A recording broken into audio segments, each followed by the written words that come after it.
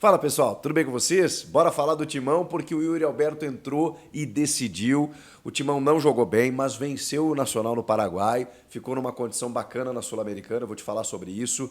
E Carlos Miguel, hein? Salvou mais uma vez. Chega mais, eu sou o Chico Garcia, inscreva-se no canal e vamos juntos!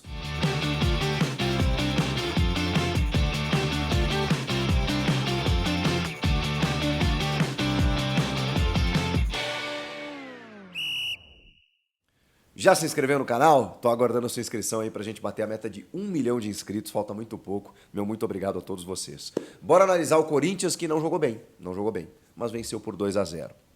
E a gente tem que dividir as duas coisas. É claro que a análise fica por conta do desempenho e de algumas correções a serem feitas, mas também é preciso dizer que o Corinthians fez a sua parte.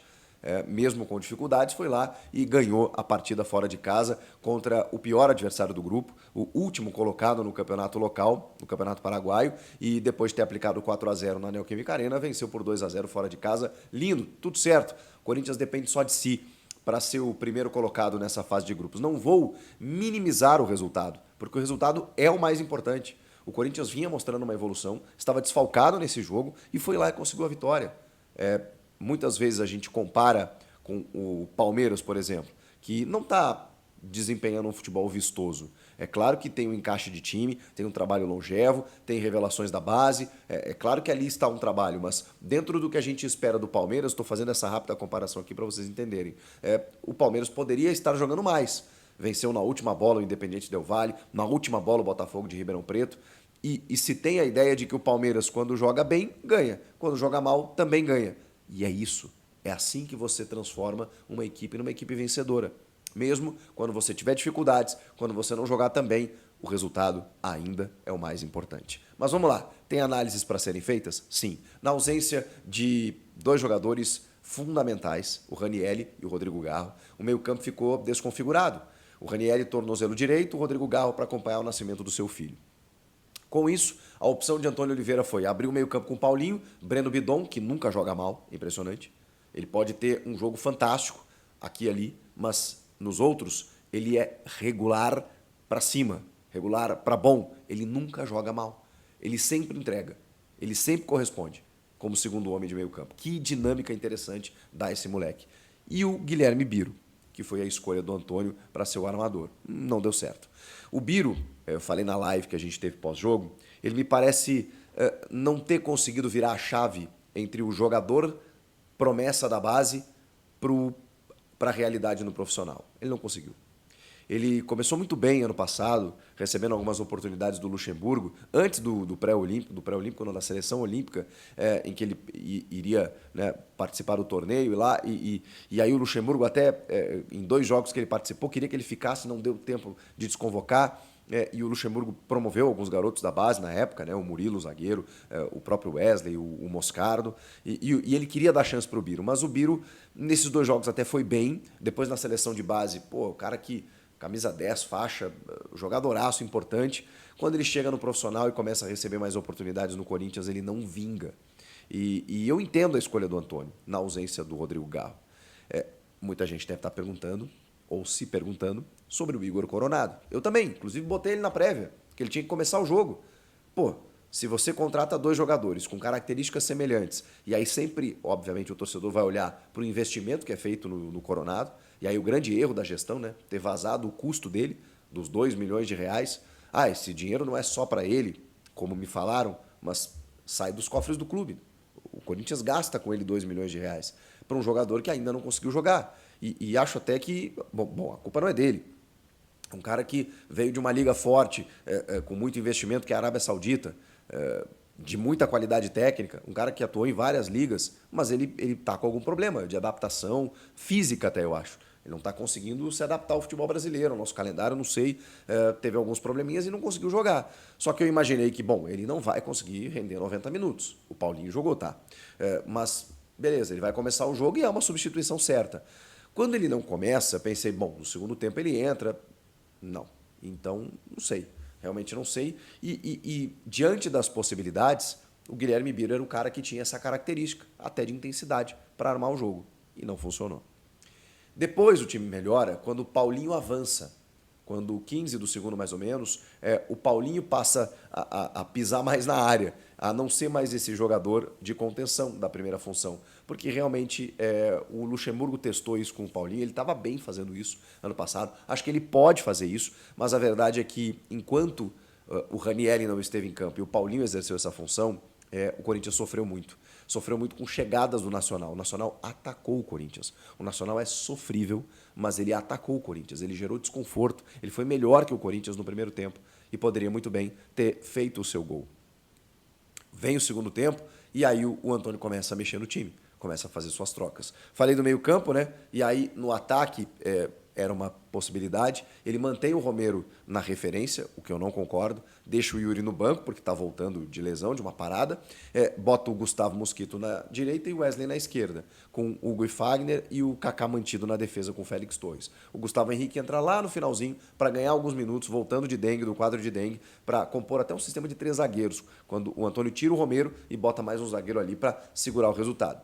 Curiosamente, ainda sai o segundo gol que mata o jogo. Aí lá no final também, ele aposta no Mateuzinho na segunda linha. E aqui eu tenho que reconhecer, era uma coisa que eu não gostava.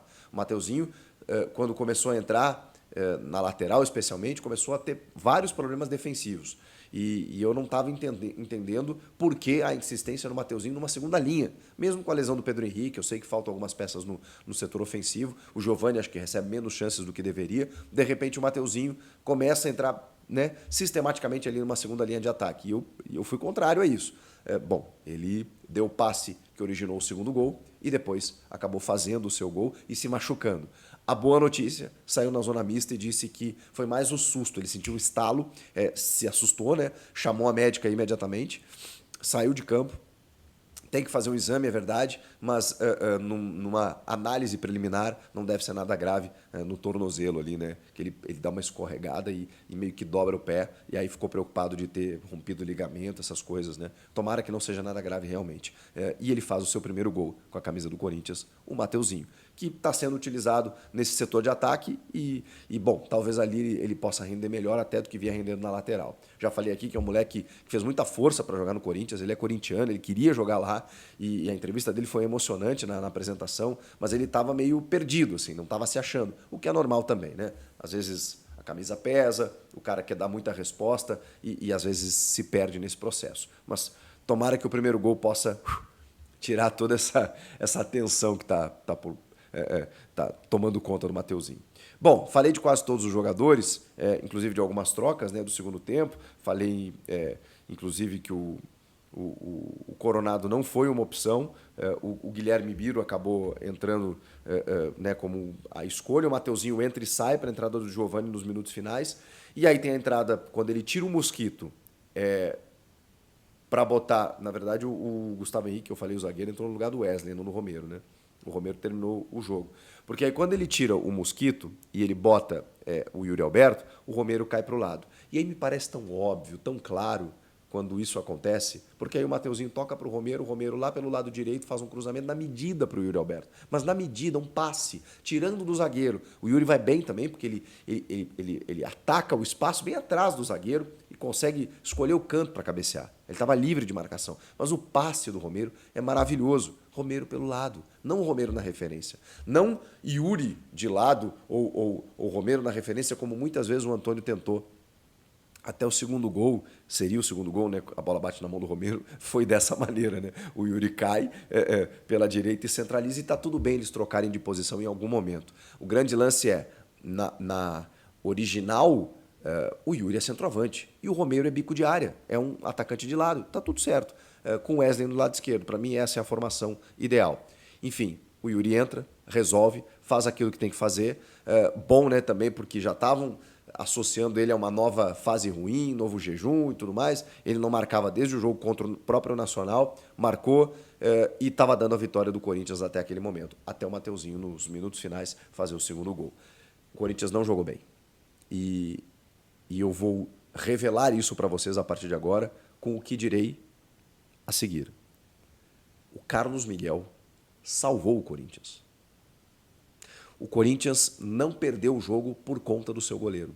E aí você deve estar pensando assim, bom, o Chico tá maluco, Porque primeiro o Chico disse que o time não vai bem. Depois que foi bom ter conquistado uma vitória.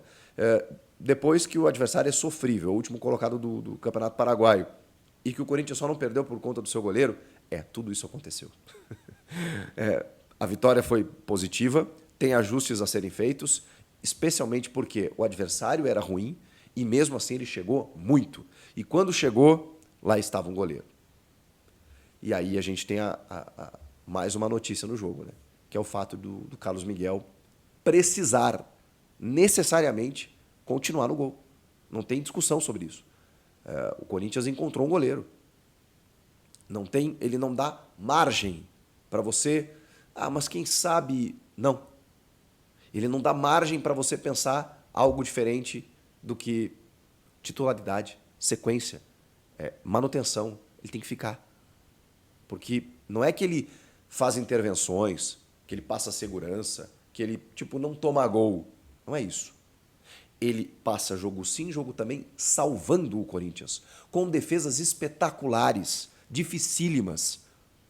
Ele fez 7 dentro da área, de finalizações dentro da área. 7 defesas de finalizações dentro da área nesse jogo.